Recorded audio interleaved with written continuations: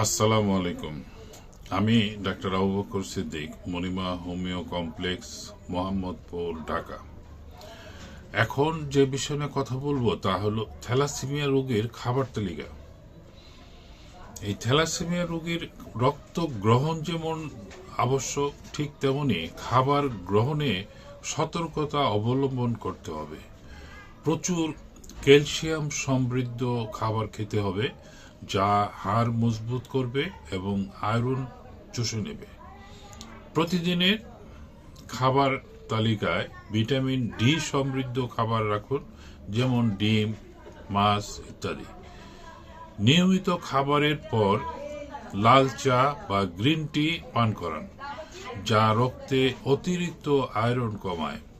Thalassaemia রোগে আক্রান্ত রোগীর রোগ প্রতিরোধ ক্ষমতা কম থাকে, তাই এমন খাবার খাওয়া উচিত যে খাবারে রোগ প্রতিরোধ ক্ষমতা বাড়ায়। যেহেতু রোগ প্রতিরোধ ক্ষমতা কম, সেহেতু বিভিন্ন ছোঁয়াচে রোগ থেকে এই থ্যালাসেমিয়া রোগীদেরকে সতর্ক থাকতে হবে।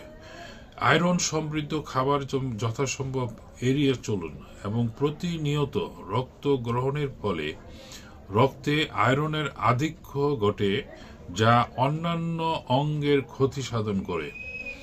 দেহে হিমোগ্লোবিন কমে গেলে যে লক্ষণসমূহ প্রকাশ পায় তা হলো দেহের রং ফ্যাকাশে হয়ে যাওয়া বা রক্ত শূন্যতায় আক্রান্ত হওয়া, শ্বাস প্রশ্বাস গ্রহণে অসুবিধা, মাথা ব্যথা, হৃদকম্পন বেড়ে যাওয়া, খিদে না পাওয়া, দুর্বলতা অনুভব করা ইত্যাদি লক্ষণ প্রকাশ পায়।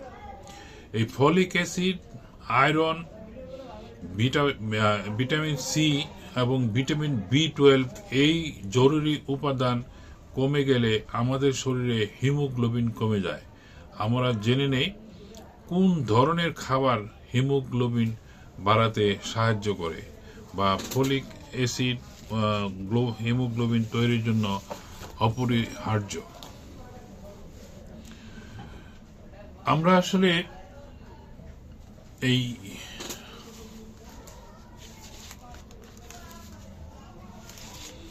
আমি পরবর্তী ভিডিওতে আমি ফলিক অ্যাসিড সমৃদ্ধ খাবার তালিকাগুলি প্রদান করছি।